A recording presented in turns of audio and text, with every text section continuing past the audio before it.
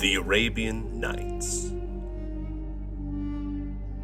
In the chronicles of the ancient dynasty of the Sassanidi, who reigned for about 400 years from Persia to the borders of China, beyond the great river Ganges itself, we read the praises of one of the kings of this race, who was said to be the best monarch of his time. His subjects loved him and his neighbors feared him. And when he died, he left his kingdom in a more prosperous and powerful condition than any king had done before him. The two sons who survived him loved each other tenderly, and it was a real grief to the elder, Shahryar. The laws of the empire forbade him to share his dominions with his brother, Shahzaman. Indeed, after 10 years during which this state of things had not ceased to trouble him, Shahryar cut off the country of Great Tartary from the Persian Empire and made his brother king. Now the Sultan Shahryar had a wife whom he loved more than all the world, and his greatest happiness was to surround her with splendor, and to give her the finest dresses and the most beautiful jewels. It was therefore with the deepest shame and sorrow that he accidentally discovered, after several years, that she had deceived him completely, and her whole conduct turned out to have been so bad that he felt himself obliged to carry out the law of the land, and order the Grand Vizier to put her to death. The blow was so heavy that his mind almost gave way, and he declared that he was quite sure that at bottom all women were as wicked as the Sultana, if you could only find them out, and that the fewer the world contained, the better. So every evening he married a fresh wife, and had her strangled the following morning before the Grand Vizier, whose duty it was to provide these unhappy brides for the Sultan. The poor man fulfilled his task with reluctance, but there was no escape, and every day saw a girl married and a wife dead. This behavior caused the greatest horror in the town, where nothing was heard but cries and lamentations. In one house was a father weeping for the loss of his daughter. In another, perhaps a mother trembling for the fate of her child. And instead of the blessings that had formerly been heaped upon the Sultan's head, the air was now full of curses. The Grand Vizier himself was the father of two daughters, of whom the elder was called Scheherazade, and the younger Dinarzade.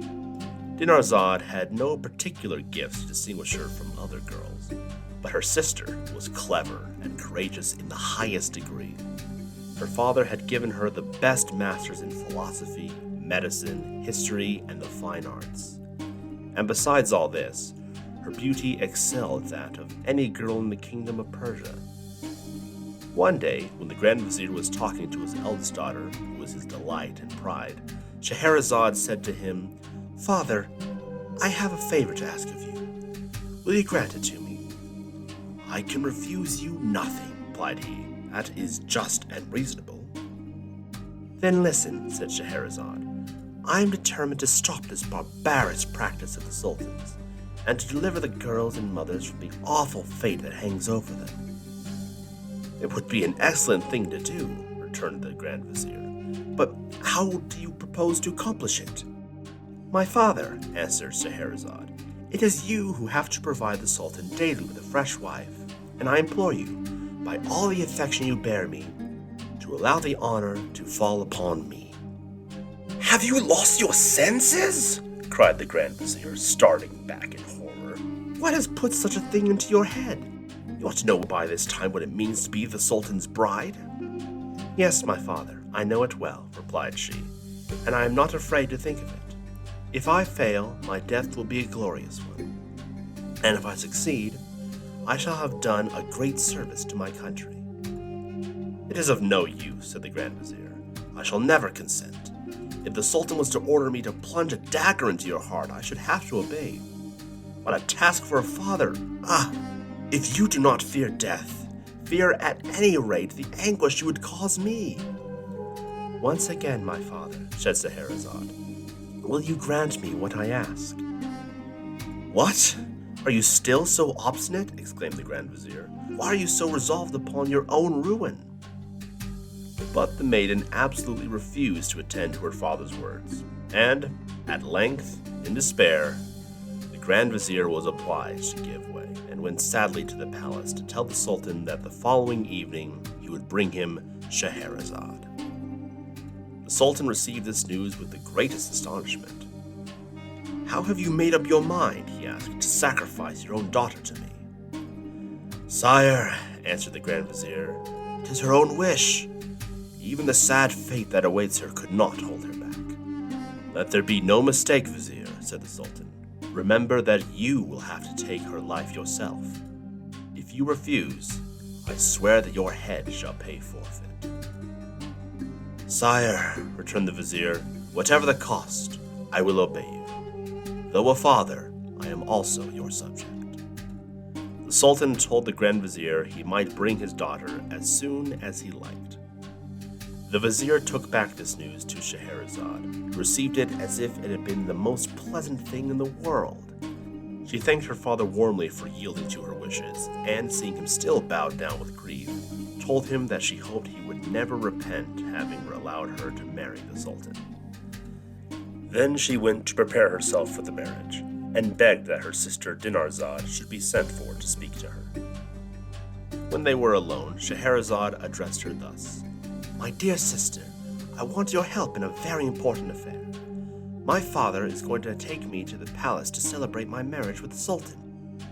When His Highness receives me, I shall beg him, as a last favor, to let you sleep in our chamber, so that I may have your company during the last night I am alive. If, as I hope, he grants me my wish, be sure that you wake me an hour before dawn, and speak to me in these words: 'My sister, if you are not asleep, I beg you before the sun rises to tell me one of your charming stories. Then I shall begin, and I hope by this means to deliver the people from the terror that reigns over them.'" Dinarzade replied that she would do with pleasure what her sister wished. When the usual hour arrived, the Grand Vizier conducted Scheherazade to the palace, and left her alone with the Sultan, who bade her raise her veil, and was amazed at her beauty. But seeing her eyes full of tears, he asked what was the matter. "Sire," replied Scheherazade, "I have a sister who loves me as dearly as I love her. Grant me the favor of allowing her to sleep this night in the same room, as it is the last we shall be together."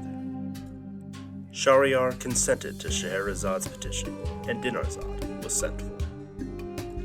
An hour before daybreak, Dinarzade awoke and exclaimed, as she had promised, "My dear sister, if you are not asleep, tell me, I pray you, before the sun rises, one of your charming stories.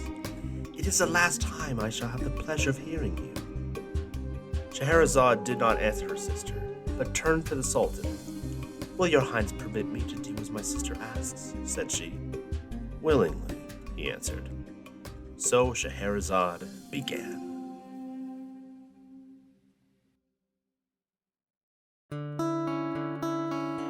Hey friends, thank you so much for listening. If you enjoyed the video, please be sure to leave a like, give a comment, and share it with your friends. And if you really enjoy what I'm doing here, make sure you subscribe for more. That's it for now. I'll see you in the next one. Bye.